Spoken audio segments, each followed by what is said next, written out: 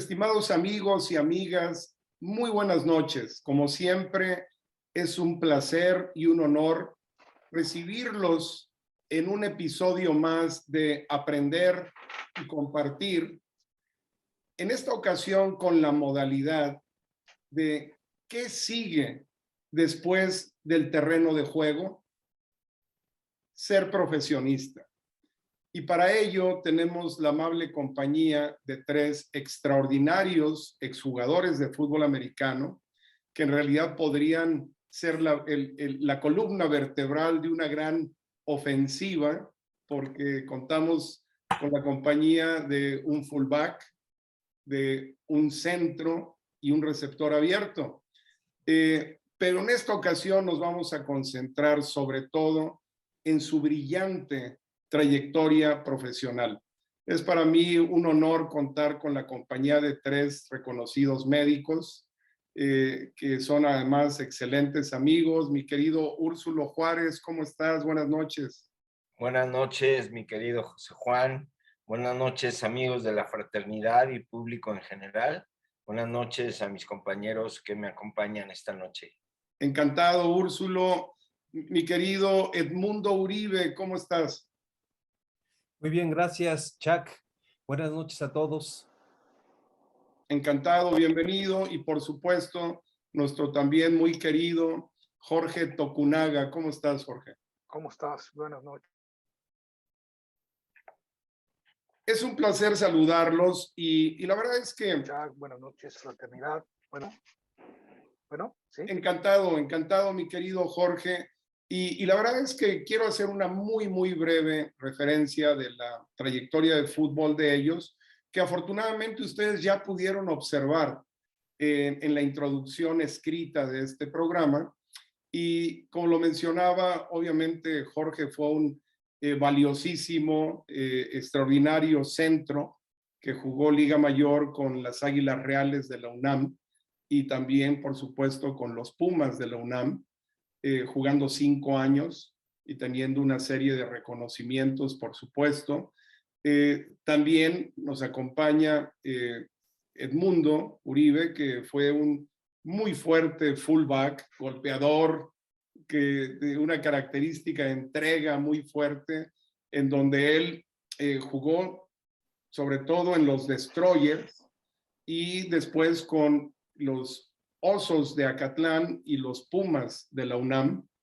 Y nuestro querido amigo Úrsulo Juárez, que jugó tanto en los Perros Negros de Naucalpan como en los Bucaneros, distinguiéndose principalmente como quarterback y receptor abierto, y en su último año fue parte del equipo que iba a iniciar la temporada de los Cóndores en 1980 y decidió dedicarse a partir de ese momento a su carrera, que es justamente con quien queremos iniciar. Mi querido Úrsulo, especialista en cardiología, por favor platícanos un poco de esta trayectoria en donde trabajaste más de 30 años en el Instituto Nacional de Cardiología. Por favor, ¿pudieras darnos un poco más de esta carrera profesional?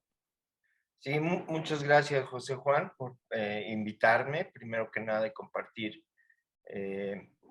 cómo es el nombre de este programa. Pues sí, efectivamente, me tocó decidir muy pronto el momento de retirarse de algo que siempre me gustó toda mi vida y que me sigue gustando. El momento me llegó después de buscar por muchos lados la entrada a una escuela de medicina. En aquellos tiempos era muy difícil entrar a la UNAM porque tenías que venir de una escuela incorporada y mi preparatoria no era incorporada, entonces tenía que competir. Sí pasaba el examen, pero no me daban la carrera que yo quería. Pues anduve ahí intentando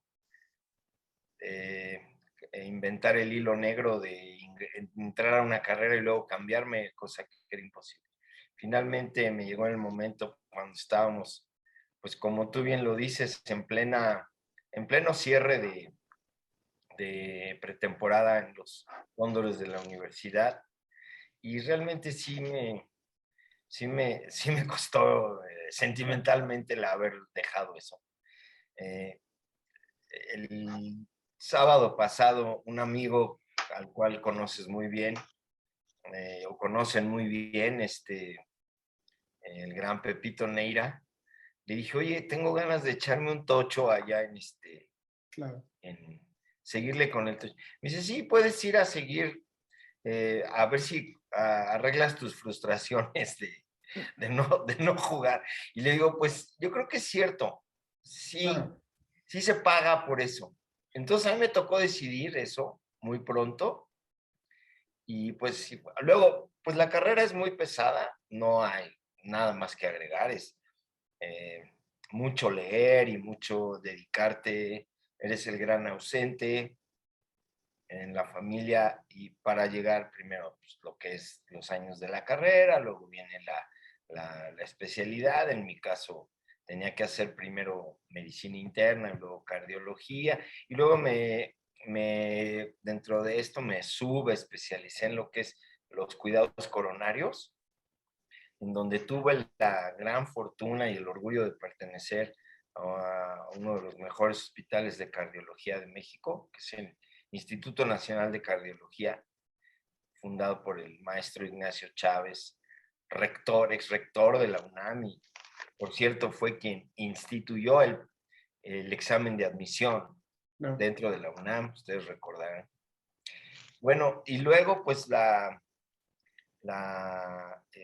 nada más ahí, también hice alguna pasantía en el extranjero, y luego vienen pues muchos años de trabajo y eso te aleja un poco hasta de ti mismo, de lo que más te gusta, Claro. lo que es el fútbol americano y tus hobbies quedan en un segundo plano.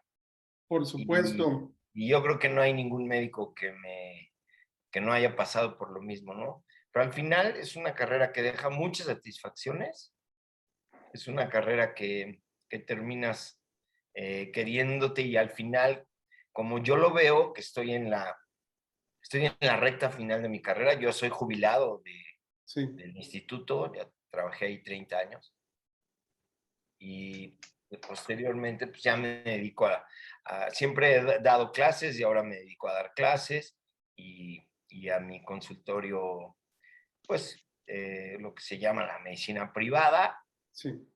y pues aquí estoy. Muchas gracias. Muchas En gracias, suma, mi querido Úrsulo, y evidentemente trabajando, justamente nos está atendiendo desde el hospital, saliendo de un procedimiento urgente con un paciente, una paciente con infarto. Mi querido Mundo, pediatría, platícanos por favor de esta trayectoria como pediatra. Sí, bueno, aquí hay no es un error, sino complementar. Soy cirujano pediatra. Muchas gracias. Al ser cirujano pediatra, tengo una preparación en pediatría clínica y sobre todo en cirugía pediátrica. En México es diferente que en el resto del mundo. En México se nos ocurrió la idea de poner a operar a los pediatras. Por eso soy pediatra previo a cirujano pediatra. En las demás partes del mundo, el tronco común de cirugía pediátrica es cirugía general y ya después pasar a ser cirujanos pediatras con una preparación pediátrica. Pero el chiste es que soy cirujano pediatra. Soy cirujano pediatra que me formé en el ISSSTE con el aval universitario, evidentemente, por el Consejo de Cirugía Pediátrica, pero yo empecé, como habíamos platicado en Epistacala, mi carrera de médico general. Posteriormente, para entrar al ISSSTE, todavía estaba haciendo mi servicio social y me metieron como enfermero. Estuve 3 años de enfermero. O sea, yo el mes que entra cumplo 35 años de antigüedad en el instituto, pero me aventé los 3 primeros de enfermero y ya después fui médico general de clínica, me pasé a ser urgenciólogo, estuve en urgencias y posteriormente, pues ahí estuve en algunos puestos administrativos y me regresé a hacer la residencia de cirugía pediátrica. Posteriormente de hacer la residencia, agarré un bridge, un puentecito que hubo por ahí y me fui a hacer pues un fellow a Nueva York con el doctor Alberto Peña, hacer malformación anorrectal. Regresando un par de años después, tuve también 6 meses en el Instituto Nacional de Pediatría haciendo oncología quirúrgica pediátrica, donde tuve el gusto de colaborar con un libro llevando un capítulo de tumores desmoides. Me entiende bien de lo que le hablo el doctor Tokunaga. Sí, con todo gusto. Y ya después, pues, tratar de ir al ritmo de lo que va la cirugía actual, pues fui, también hice en el infantil privado hasta en el 2013 terminé de hacer cirugía de mínima invasión, o sea, cirugía laparoscópica. Y actualmente, pues me estoy desarrollando principalmente en un programa que tuvo mucho auge ahorita en la cuestión de la pandemia, que es telemedicina. Soy el jefe de telemedicina de mi hospital y soy jefe de enseñanza. Muchísimas gracias, mi querido Mundo. Y Jorge, oncólogo, obviamente, él nos va a dar ahora los datos específicos de sus certificaciones y su trayectoria profesional, actualmente dirigiendo programas en Tijuana, Baja California. Platícanos, por favor, Jorge, de esta trayectoria profesional. Bueno, inicio en una escuela de la UNAM, que es iniciación universitaria, la Escuela Nacional Preparatoria número 2, donde hacíamos secundaria y preparatoria.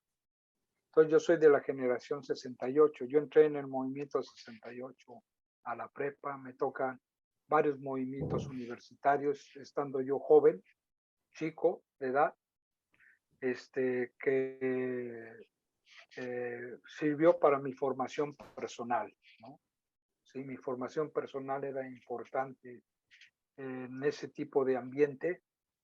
Obviamente, con los promedios que íbamos teniendo en el transcurso de nuestra trayectoria en preparatoria, entramos con pase automático a la Facultad de Medicina de la UNAM y ahí comenzamos nuestro desarrollo, 6 años intensos que me permitían jugar porque estábamos en Ciudad Universitaria. Entonces jugué intermedia y parte de Liga Mayor.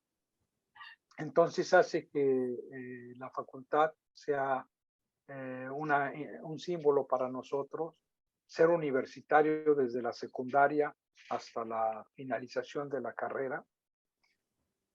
Y me toca todo ese proceso de jugar fútbol y me comenta, le dije a Coach Chávez que tenía que irme porque tenía que hacer mi servicio social y me dice el Coach Chávez, no, nosotros te conseguimos que te quedes aquí en una plaza de investigación. Ah, pues investigación y puedes jugar con nosotros. Ah, bueno. Entonces tuve la oportunidad de trabajar para la facultad en investigación y me quedo y entonces me permite seguir jugando en Liga Mayor. Y esa preparación tan técnica, tan técnica que se da en los procesos de investigación, pues te hace madurar mentalmente, independientemente del cuerpo, de lo que eres como jugador. Entonces, en la primera instancia paso el examen nacional de residencias, fui de los más altos, entonces me permitió poder elegir el Centro Médico Nacional. Entonces, elegí la carrera de medicina interna. Entonces hice medicina interna y en ese proceso de hacer medicina interna, pues yo seguía jugando. Entonces el doctor Soberón le habló a Farel para que me dieran oportunidad de esos espacios de tiempo para que yo pudiera terminar mi carrera, empezar mi residencia sin estar teniendo problemas con la gente de residencia de centro médico. Entonces yo salía de guardia y el coach Chávez me dejaba descansar en una esquinita para que Claro. no fuera tan intenso, ¿no? Y ya acabo la residencia del centro médico, soy jefe de residentes del Centro Médico Nacional y y hace que me califique como residente médico de base. Así que entonces que entro casi directamente al hospital de oncología y entro al área de radioterapia porque la especialidad en ese momento era oncología médica y radioterapia. Entonces, termino en radioterapia, soy parte del equipo de radioterapia y se viene el terremoto del 85 y tengo que, se cae el hospital, se cae el Centro Médico Nacional y no me y dicen, ¿dónde vas a quedar si no hay hospital, no? Entonces me ubicaron hasta Tijuana, me mandaron hasta Tijuana, ¿no? Lo más lejos que sea posible, ¿no? Y ya ahí comenzó mi trayectoria, además de científica, además de participación social. Me eligen presidente de la Sociedad Mexicana de Radiooncología. Después paso por todo lo que tú quieras, tesorero, secretario, lo que tú quieras. Y paso por todos los hasta llegar a la presidencia, joven, soy joven. Y, eso me da la plataforma para ser presidente del Consejo Mexicano de Certificación. Entonces me toca hacer todo el proceso de profesionalización del examen de Consejo Nacional de Residencia y entonces comienzo a hacer más trayectoria nacional e internacional que me permitió pues plantarme en lo que estamos haciendo ahorita, ¿no? Perfecto. Muchísimas gracias, Jorge. Y amigos y amigas, como ustedes pueden apreciar, tenemos verdaderamente 3 especialistas y en un área que es definitivamente muy peculiar. Una de las carreras, si no es que la carrera que más requiere estudio es justamente la medicina. Y ser especialista en la medicina requiere un gran compromiso y requiere un gran estudio. Nuestros 3 amigos tuvieron que estudiar entre 12 y 16 años posteriores a la preparatoria para hacer lo que están haciendo hoy. Entonces estamos en excelentes manos, en excelente compañía para hablar del tema de hoy, la salud. ¿Cómo prevenir? ¿Cómo identificar herramientas que nos permitan tener una salud? Y sobre todo evitar condiciones médicas que son verdaderamente un riesgo, un peligro y una realidad en nuestro país. Ahí me gustaría iniciar contigo, mi querido Úrsulo, en la cardiología. ¿Cuál es la situación que vive nuestro país? ¿Cuáles son los datos duros y qué podemos hacer acerca de este tema? Bien, pues seré muy puntual y vamos directo al punto. Hablar de enfermedad cardiovascular, me refiero a cardiopatía isquémica, es la primer causa de muerte en el mundo y en nuestro país. Y en la mayoría de los países de América Latina, en países con economías en desarrollo y en países desarrollados. Me refiero a Europa, Estados Unidos. Primer causa de muerte, cardiopatía isquémica.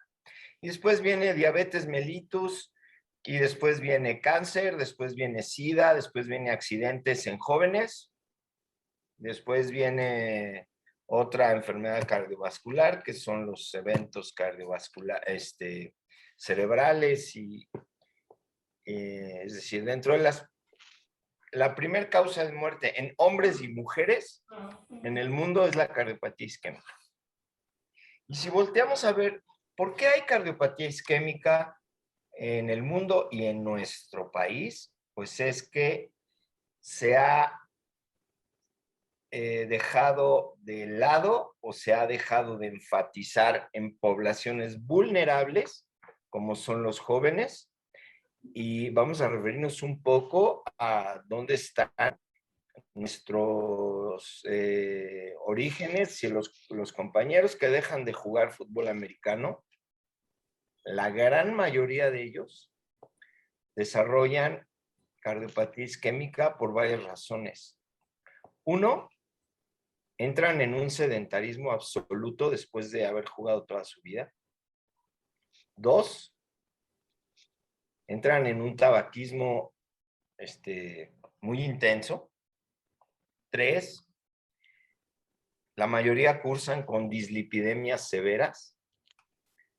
Cuatro, la mayoría tienen antecedentes familiares de familiares directos de eventos cardiovasculares a edad temprana, lo cual impacta mucho en las generaciones siguientes. 5, estamos viendo la puntita del iceberg. Lo que hay abajo de todo eso es una enfermedad vascular por excelencia, que es la diabetes. Y la diabetes mellitus hoy día, sabemos que 6 de cada 10 mexicanos son diabéticos. Fíjense bien lo que acabo de decir. 6 de cada 10 mexicanos son diabéticos, de los cuales 4 no lo saben. Y como último, también otro factor muy importante es la hipertensión arterial. Entonces, estamos hablando de que estos factores de riesgo son realmente el targeting de sesiones como esta y muchas otras. Es decir, en dónde debe de los tomadores de decisiones, los que deciden a dónde van los recursos de salud, pues deben de ir a la prevención de jóvenes, esta población que está dejando la adolescencia y está entrando a una vida adulta ya con tabaquismo, ya con obesidad, ya con datos de diabetes, ya con dislipidemia. Ahí es en donde se deben de invertir los recursos de prevención y modificar las cifras duras, como dices, de infartos de edad joven. Muchas gracias, mi querido Úrsulo, por establecer ese terreno desde tu especialidad y mundo en el área pediátrica, en tu especialidad. ¿Qué fenómeno se presenta en nuestro país? ¿Qué realidad estamos viviendo? ¿Y cómo es la prevención? ¿Cómo estamos actuando en ese sentido? Bueno, primero que nada, como tú lo mencionas, el mejor tratamiento para cualquier enfermedad es la prevención. Y para seguir con el tema que puntualmente lo hizo muy bien Úrsulo, el problema principal, aparte de todas las enfermedades raras en los niños, es la obesidad infantil. 1 de cada 20 niños menores de 5 años, o sea, preescolares, son obesos. 1 de cada 20 niños, pero cuidado, 1 de cada 3 niños entre los 6 y los 19 años tiene sobrepeso u obesidad. Eso nos pone a México en el primer lugar infantil de obesidad en el mundo. Y de los adultos, en el segundo lugar infantil, solo abajo de los gringos.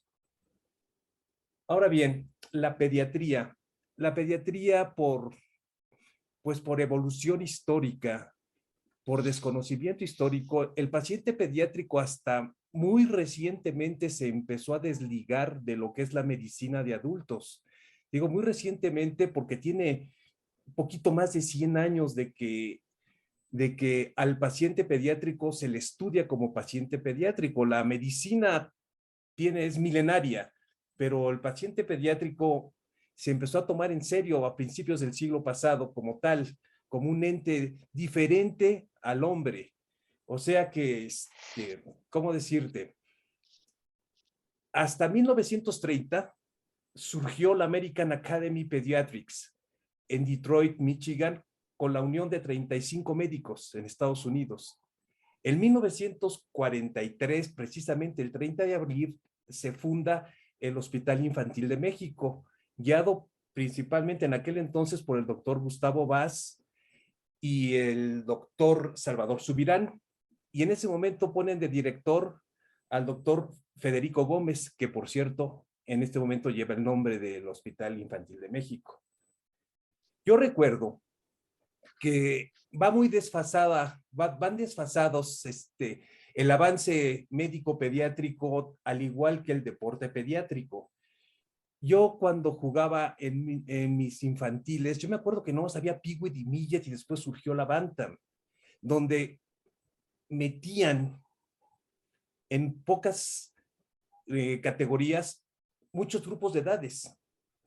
Ya afortunadamente, ya en estos años creo que ya hay casi una categoría por año de edad, afortunadamente, pero en aquel entonces era muy, la competencia era muy desleal, no podías poner a un niño de 8 años con uno de 13, casi era su papá.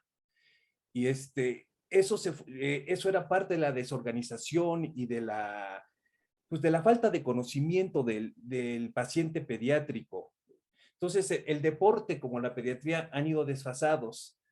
Tal es el caso de que en 1976 en Montreal, Canadá, una niña que se llamaba Nadia Comaneci fue una supercampeona.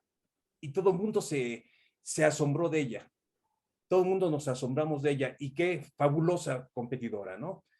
Pero casi nadie se enteró de todo lo que sufrió la niña, ¿no? Y hasta en su vida adulta, ¿no? Una serie de abusos, desde físicos, mentales y todo lo que tú quieras. Aquí en México, el deporte, pues también somos un país pobre, ¿por qué no decirlo? El deporte ha sido también un poco considerado con el paciente pediátrico. De hecho, en los últimos 40 años tenemos representatividad internacional o tenemos cierto peso deportivo en el fútbol americano, algo del soccer y en el béisbol que comentábamos hace rato, ¿no?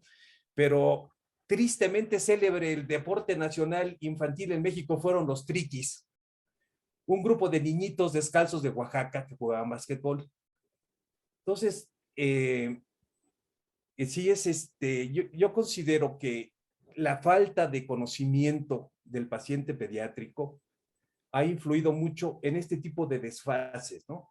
Porque es muy importante conocer las características de cada etapa de los niños para poder ejercer una prevención, un diagnóstico y un tratamiento temprano. Muchísimas gracias, Mundo. Entrando a tu especialidad, mi querido Jorge, en la oncología, y por supuesto tu especialidad en temas diversos, y en este terreno muy particular de la prevención y el escenario que vive nuestro país en tus especialidades, ¿qué nos puedes compartir? Mira, estuve analizando realmente cuál era la postura que tenía que tener ante ustedes y realmente, pues cuando vas viendo cifras, supongamos estas que salieron del Globocam del 2020, en donde pues da el número de la población total de México, pero lo más aterrador es los casos nuevos por año son 200,000 casos de cáncer en México. Muertes son arriba de 100,000 muertes por cáncer en México. Y la media de diagnósticos de cáncer son cerca de 600,000 casos en 5 años. Entonces eso hace que tú digas, ¿dónde está toda esa población? ¿Dónde está todo eso? ¿Qué estamos haciendo? ¿Cuáles son los mecanismos en los cuales podemos medir todas esas coyunturas? Entonces, para eso tenemos, supongamos, los cubos dinámicos de la Secretaría de Salud, tenemos las diferentes instituciones de registro que nos hacen ver cómo está la situación del manejo, del diagnóstico. Yo le comentaba, yo voy a hablar nada más de 2 o 3 enfermedades, mama, porque la primera causa de muerte en la mujer, cada 2 horas muere una paciente de cáncer en México. Entonces es impactante que no tengamos la estructura suficiente para que disminuir ese impacto de cada 2 horas muerte de una paciente de cáncer. La siguiente es el cáncer cervicuterino. que en teoría deberíamos diagnosticarlo 7, 8 años antes que aparezca. El cáncer cervicuterino, más o menos ahorita andan muriendo, en cada 4 horas muere una paciente con cáncer cervicuterino en México. Y obviamente en hombres me voy a dirigir principalmente al cáncer de próstata. Para que todos estos factores puedan influir, para que te des una idea, público en general, los indicadores socioeconómicos son muy importantes. Muy importantes. ¿Por qué? Cultura, el nivel que puedes acceder a la salud institucional o privada. El porcentaje de pobreza en México es el 47%. Aquí el estudio lo hicimos aquí en la zona de desarrollo económico número 1, que es Baja California Sur, Sonora, Sinaloa y Durango y Chihuahua. Entonces, tengo perfectamente bien ubicado cada uno de los datos, en donde la pobreza es importante en el desarrollo y el impacto de las enfermedades oncológicas, y hace que, por lo tanto, el estatus económico viene siendo van arrastrando todas las condiciones, ¿no? Y te puedo decir que en base a eso, si nosotros asociamos el nivel de pobreza, cuando hicimos el estudio de qué nivel cultural tiene fue para el Seguro Social, qué nivel cultural tenía los derechohabientes del Instituto Mexicano del Seguro Social a nivel nacional, y la respuesta fue tercer año de primaria.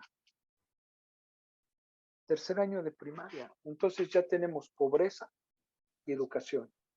Y ahorita no sé cuál va a ser el impacto de la pandemia en relación al aspecto académico.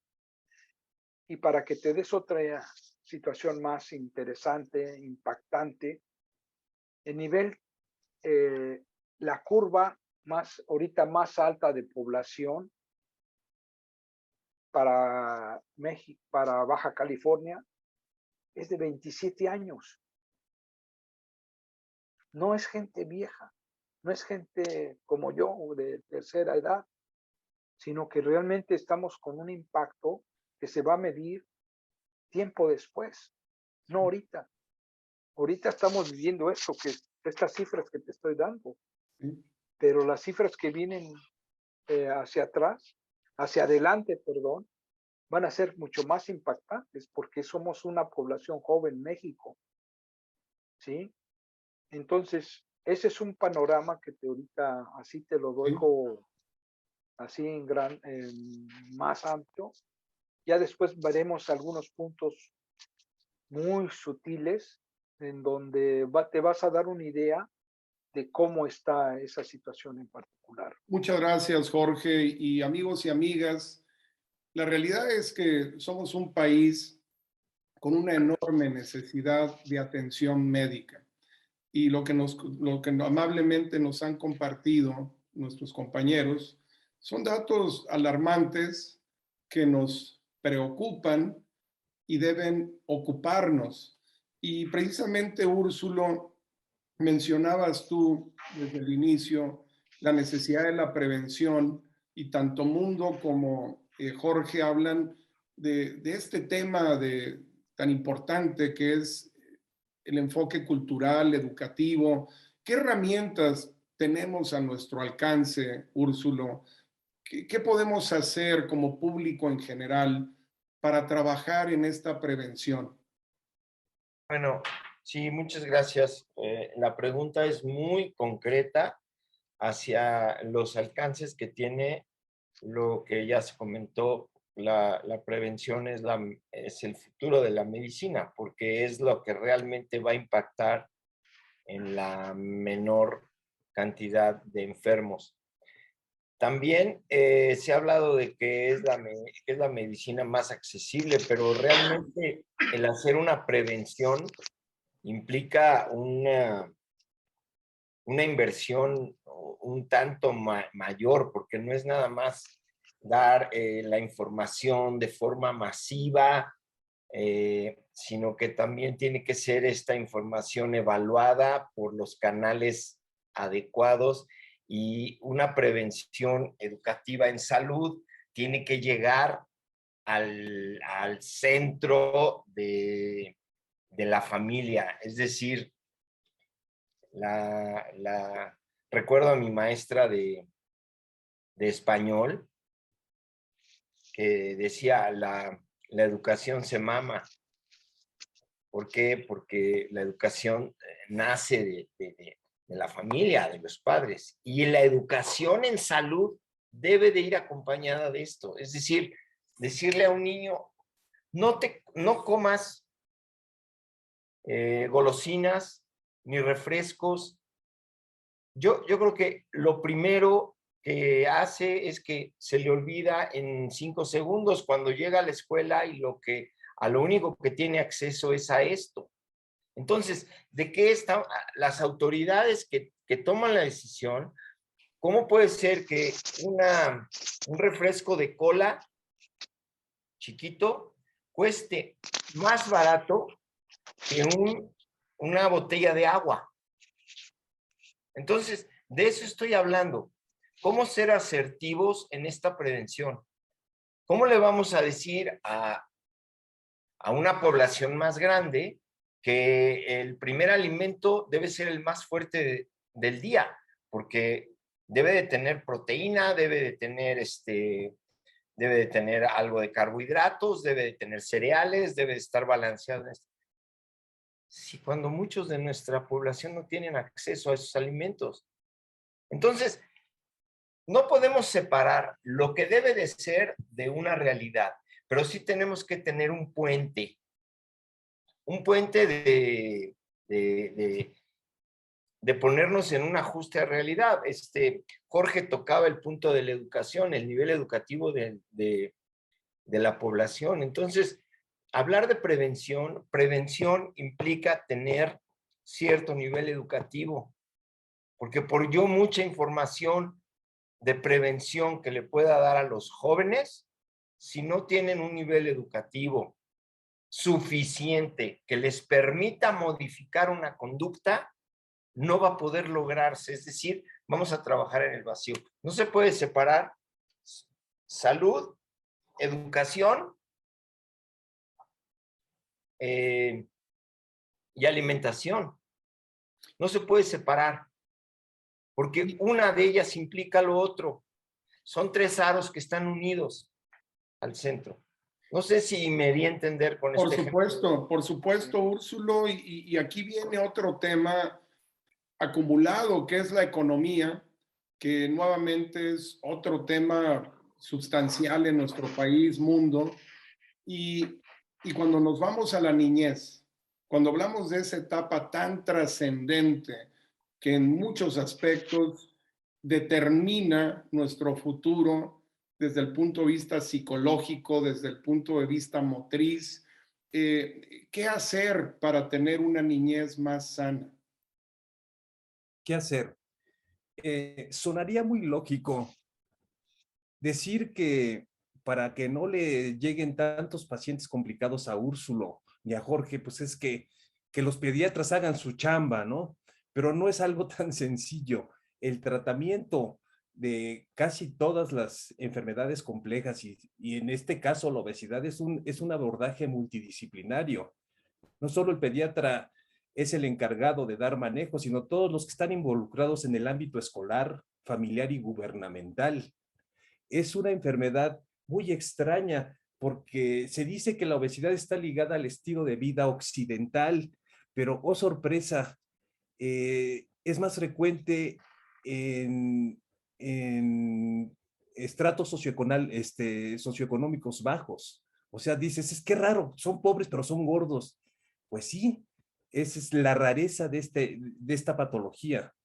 De hecho, desde el nacimiento, los niños que tienen bajo peso al nacer o los macrosómicos que nacen muy gordos, tienen una gran tendencia a tener problemas de obesidad. Entonces es algo muy complejo. ¿Qué hay que hacer? Pues preparar, sí, sobre todo al personal médico. Es el primero que tiene que estar preparado, saber de estas consecuencias. Y, como te decía en un inicio, es un abordaje multidisciplinario. Muchas gracias.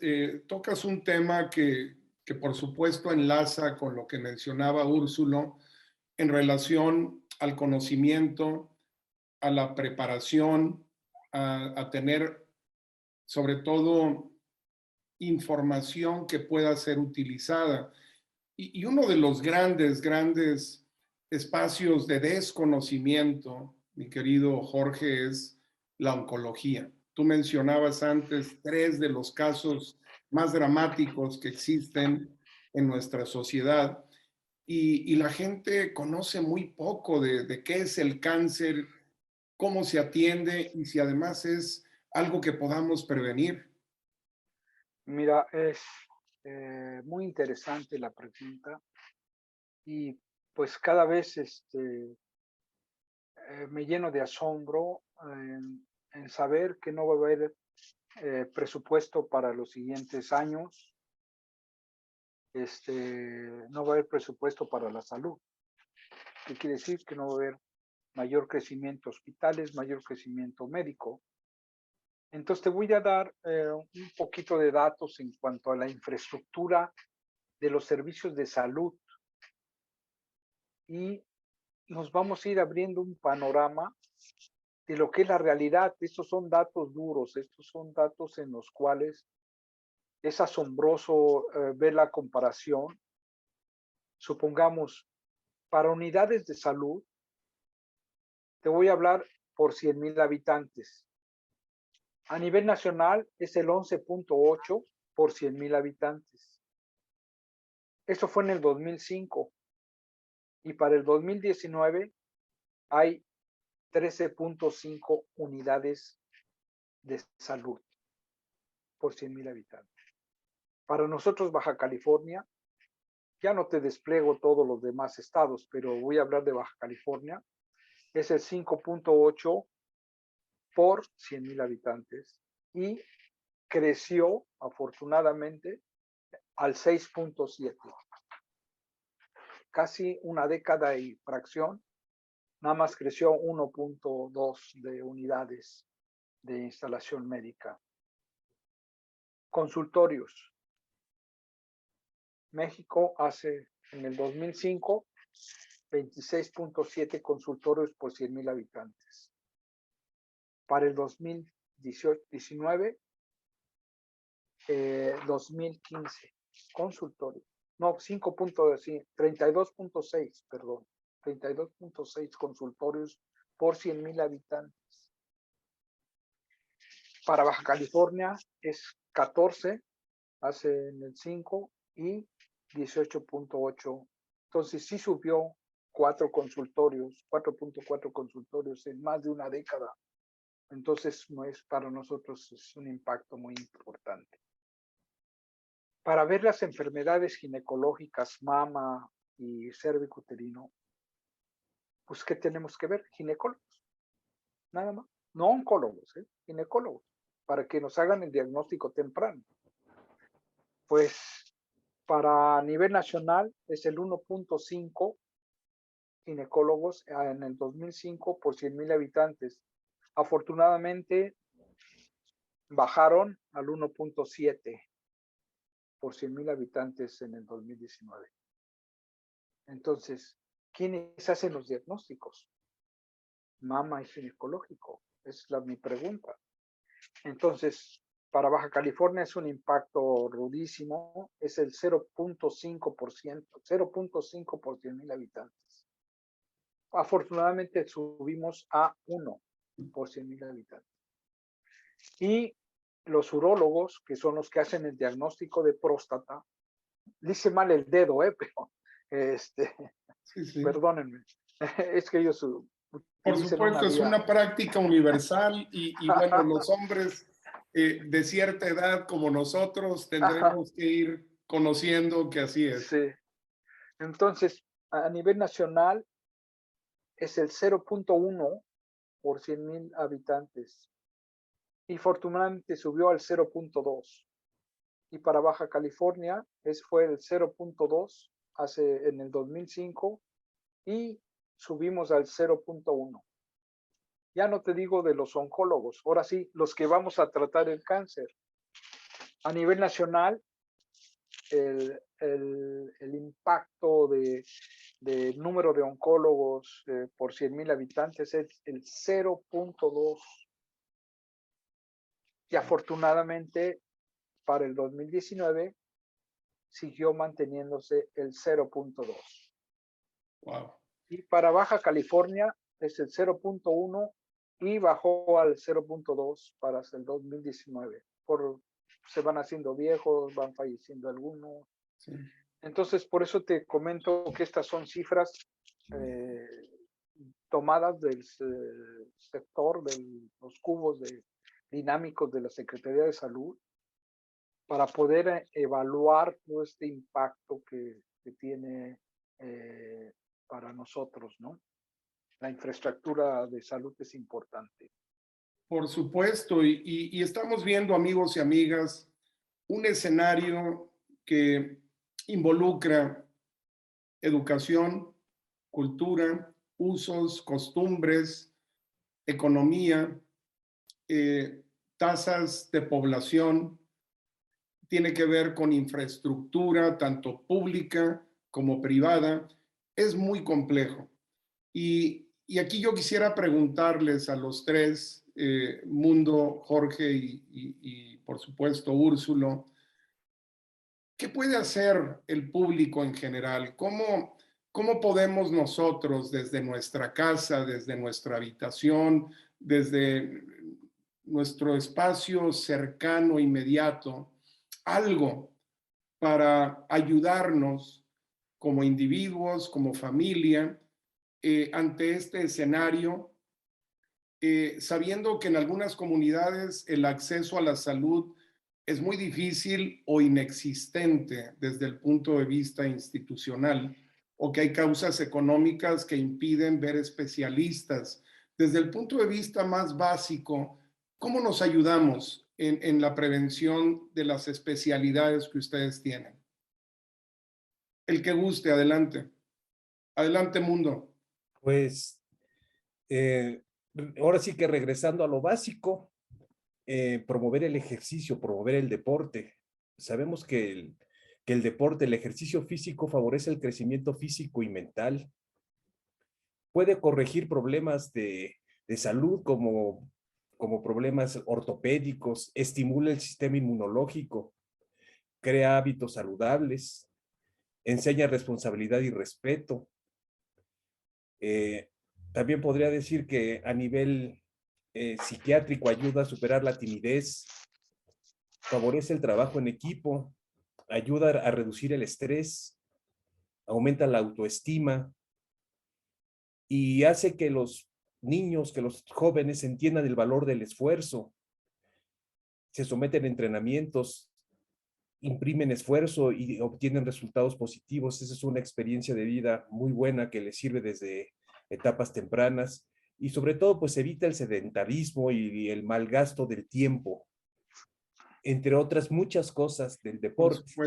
Por supuesto, y la verdad es que tener como cualquier construcción física, por supuesto, más aún en la humana, cimientos sólidos, acompañados, mi querido Úrsulo, de principios y valores que sí se pongan en práctica. Tú hablabas de la familia previamente, de esa responsabilidad en la familia para tener prácticas de vida que conduzcan a la salud, ¿verdad? Sí, aquel programa inicial que tuvimos de cómo influye el deporte en la vida futura, pues ya pues vimos todas las ventajas, ¿no? Todo lo formativo que es la integración familiar, que es algo muy importante. Y una familia integrada va a poder actuar y va a poder modificar una conducta, va a poder modificar un curso de una historia natural de una enfermedad. Una familia inestable, una familia dispersa, no digo que no lo pueda hacer, pero va a tardar más en reconocerlo. Yo creo que algo a resaltar en el deporte es que también el deporte tiene, me refiero a nivel infantil, ¿no? Que tiene que pasar ese horizonte del competitivismo, campeonismo. Si yo estoy preparándome para ganar y para ganar y para ganar, cuando realmente el deporte, lo más importante en el deporte, pues es la participación y todo lo que habló ahorita Edmundo. Ese horizonte que se ve, dice, ¿por qué hago deporte? Para ganar. No, sino para ganar todo lo que viene con el deporte. Ya la competencia, los campeonatos, pues vienen ya en categorías más arriba, ¿no? Creo que al principio es esto. Ahora, la familia influye mucho. La familia influye mucho en la participación y detección de cualquier enfermedad que se pueda vislumbrar a tiempo. El deporte también facilita la identificación de jóvenes enfermos con problemas de salud graves, puede ser, ¿no? Un muchacho que está haciendo deportes y que convulsiona en el campo de entrenamiento, pues detecta todo lo que puede producir convulsiones en un niño, en un adolescente. Un joven que se desmaya puede detectar enfermedades cardíacas, ¿no? Hipertrofia ventricular o cardiomiopatía hipertrófica que se asocia a muerte súbita. Y arritmias, por ejemplo, es un tema de arritmias. Entonces el deporte también sirve para detectar enfermedades y procesos. Ahora, ¿cómo poner al alcance las subespecialidades a esto? Creo que Jorge no me dejará mentir, pero ahorita me ha tocado revisar un tema que se llama los tumores cardíacos, ¿no? Qué cosa más rara, sí son tumores cardíacos. Y muchos tumores cardíacos se dan en edad infantil. El segundo tumor más frecuente son los rhabdomiomas y se dan en edad infantil. Se pueden detectar en el deporte porque se manifiestan con arritmias, se manifiestan con muchas cosas. Entonces, ¿cómo pueden tener acceso a esas especialidades? Ahorita conjuntamos dos de ellas. Pues es que depende la sintomatología del niño y en una comunidad deportiva siempre hay acceso a un especialista. Y ese especialista deriva con el especialista indicado, independientemente desde luego, que se tenga el acceso a un sistema de salud gubernamental grande como es ISSSTE, Seguro Social o algún otro ¿no? Organismo perfecto. Y en tu especialidad, Jorge, yo creo que hay una complejidad nuevamente muy amplia. Y las prácticas comunes, aquello que hemos dejado de hacer desde muy temprana edad por ignorancia, se acumula y después nos sorprende.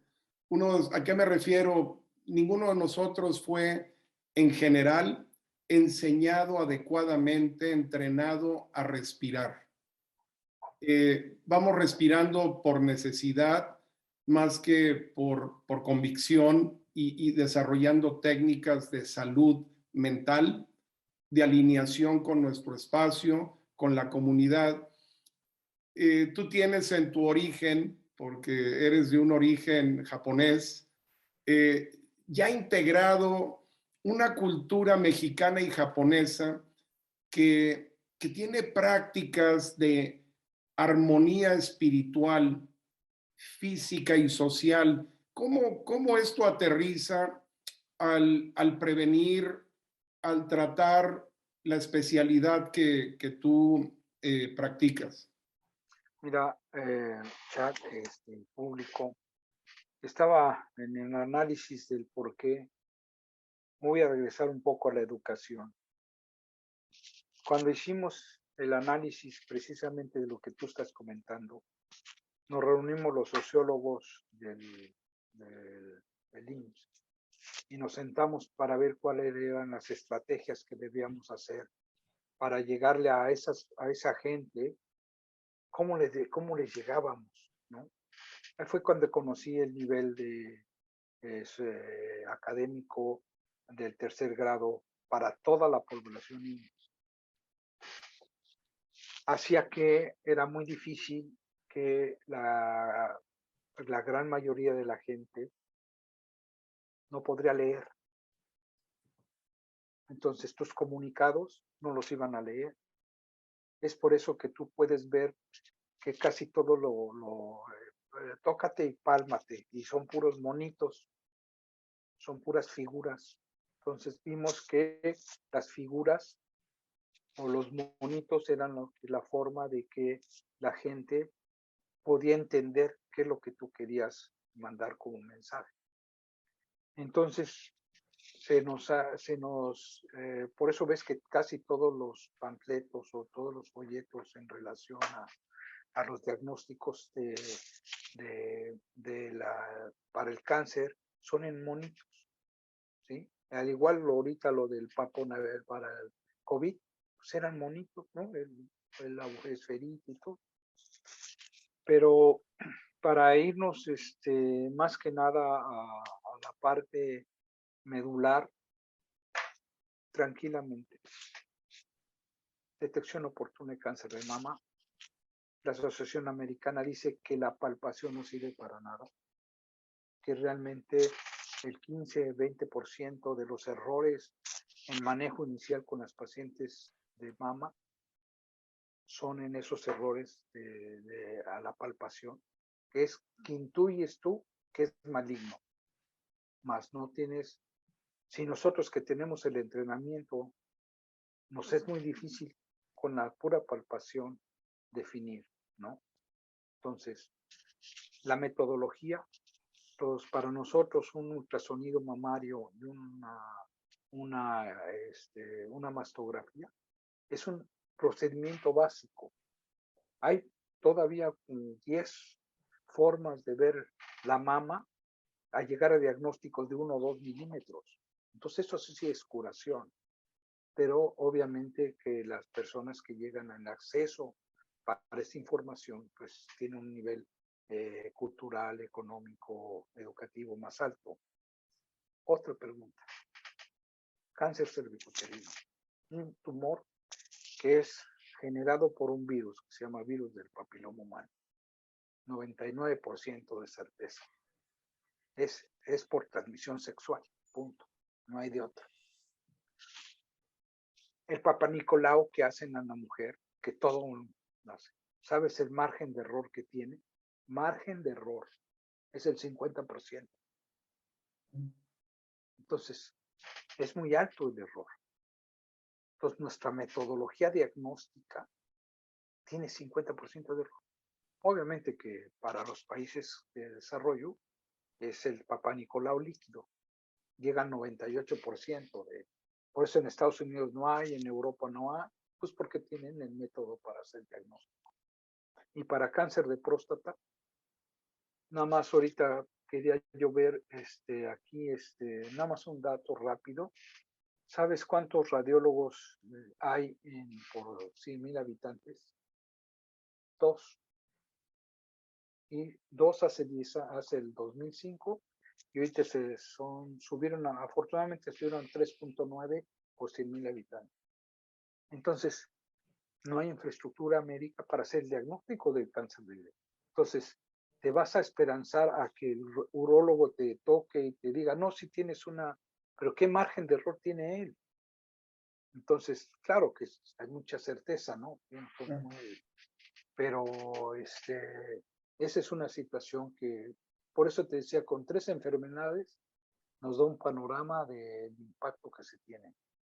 Qué importante, Úrsulo, Mundo y Jorge, el darnos cuenta, el tener una conciencia de la seriedad de la problemática médica en nuestro país, de la escasez en ocasiones de infraestructura, de recursos, de medicamentos, y ante una situación tan delicada, también qué importante generar autoestima, generar vínculos de cariño, vínculos de confianza, vínculos de liderazgo, que partan de esa convicción de buscar por mí mismo y en mi entorno todo lo que esté a mi alcance. Porque evidentemente cuando necesitamos de todo lo que he mencionado, puede ser muy frustrante. ¿Qué les parece si vamos aterrizando conclusiones? Ya conocemos el escenario, estadísticas, datos duros, características patológicas. ¿Qué conclusiones te gustaría hacer, mi querido Úrsulo, moviéndonos hacia el frente como individuos y como comunidad? Bueno, yo pondría como, como una forma de medir todo esto, la accesibilidad a los indicadores de satisfacción que directamente puede uno poner en, en una equivalencia o en una graduación, o en una forma medible estos indicadores de satisfacción, ¿no? El acceso a los alimentos, el acceso al deporte, el acceso a los servicios básicos de salud, el acceso a los servicios especializados de salud y el acceso a otros indicadores de salud como tienen que ver el recreo, las oportunidades de viaje, hablando de un poquito más, a dónde llegamos más con esto, ¿no?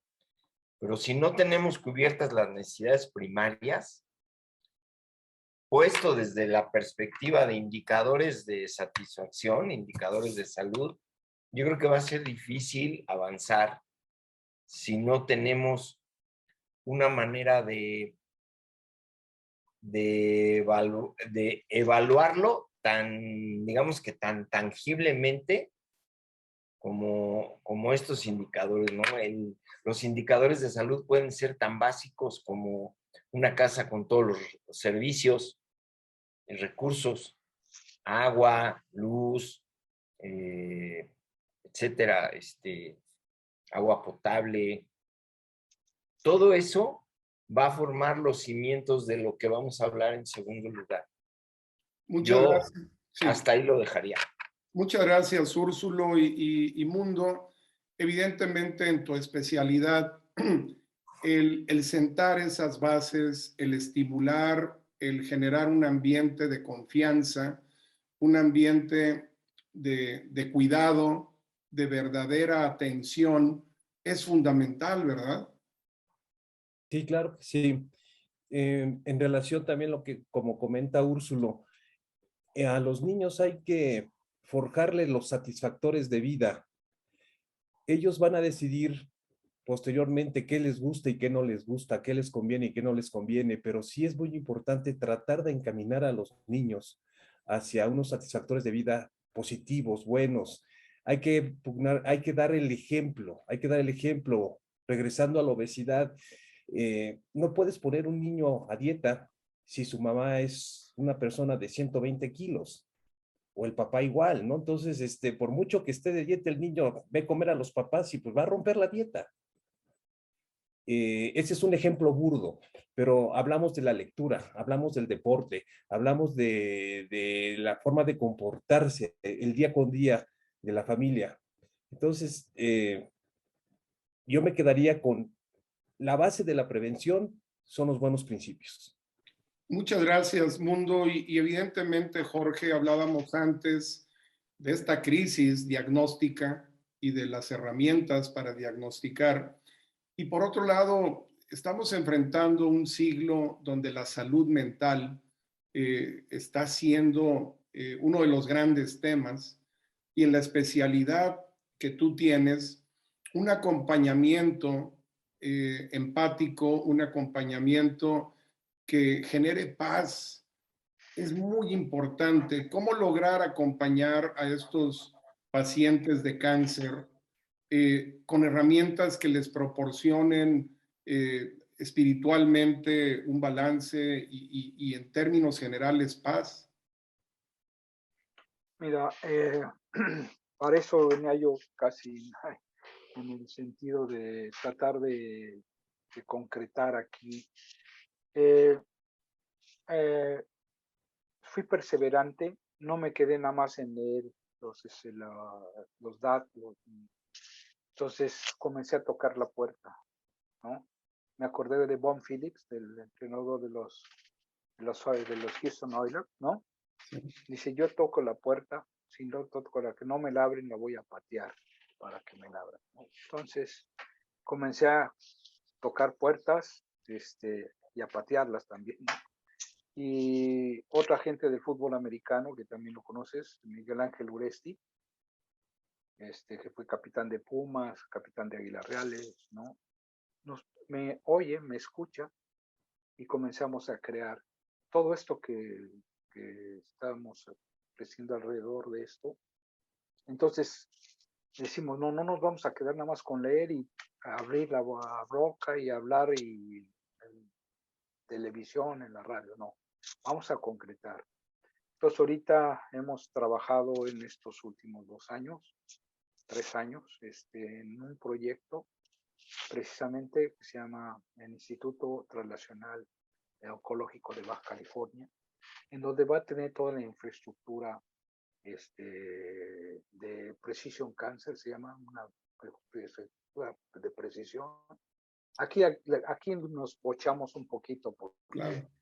estamos en la frontera, entonces le pusimos el Prevention Cancer Center, entonces donde vamos a tener toda la infraestructura, toda la inversión para los mejores equipos de diagnóstico. Vamos a tener toda esa infraestructura de diagnóstico, del diagnóstico fino, para todo tipo de pacientes y a todos niveles. Hemos categorizado desde el ENSABI, todos ellos.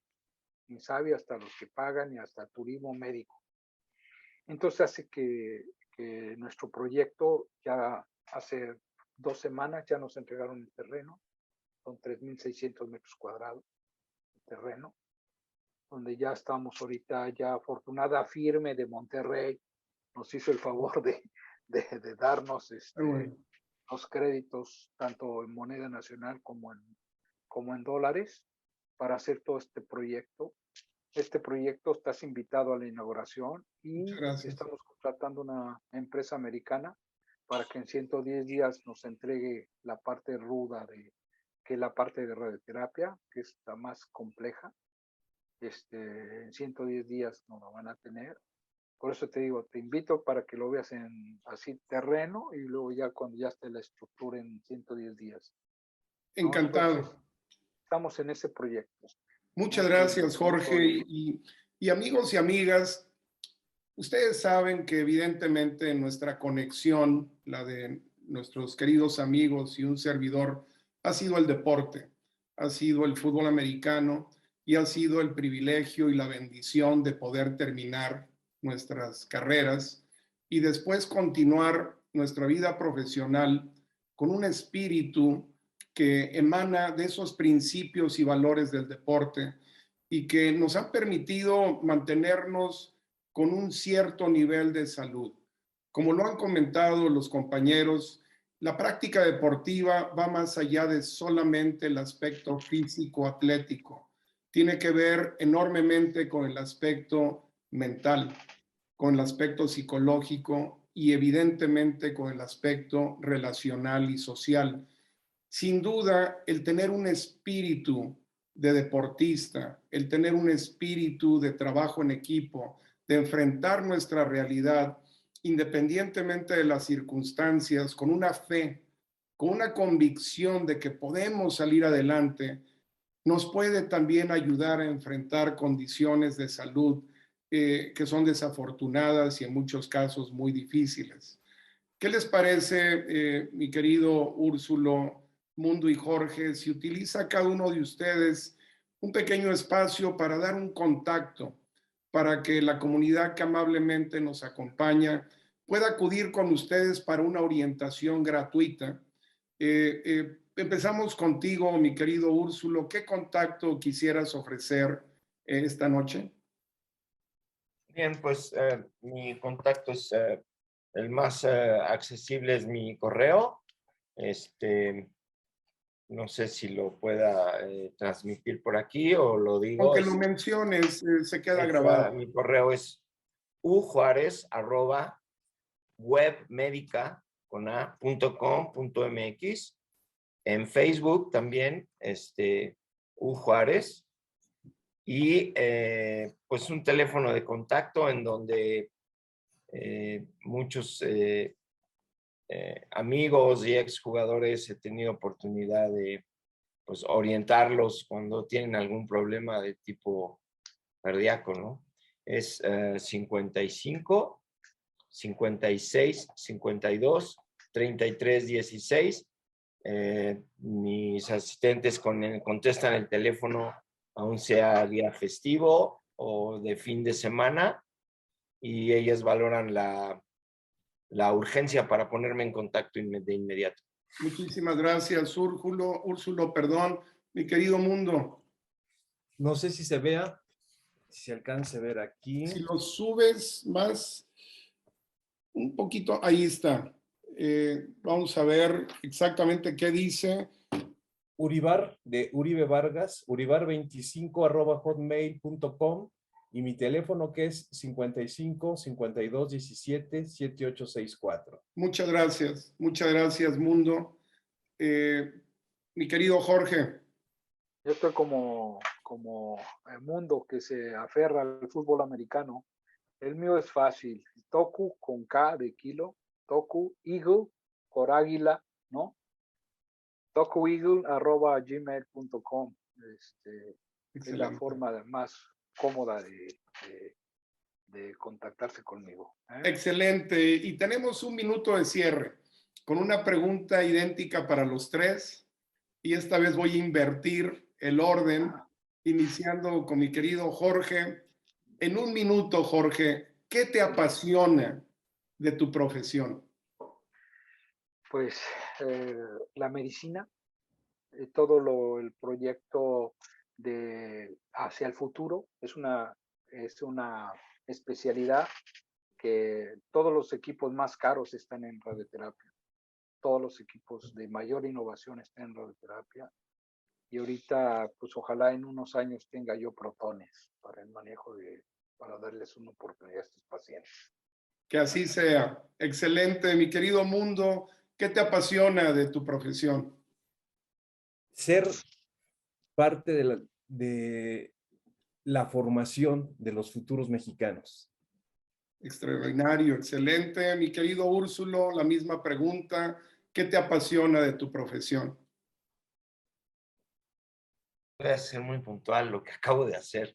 Me apasiona atender los infartos. Ese es lo que hago, de lo que escribo y de lo que enseño.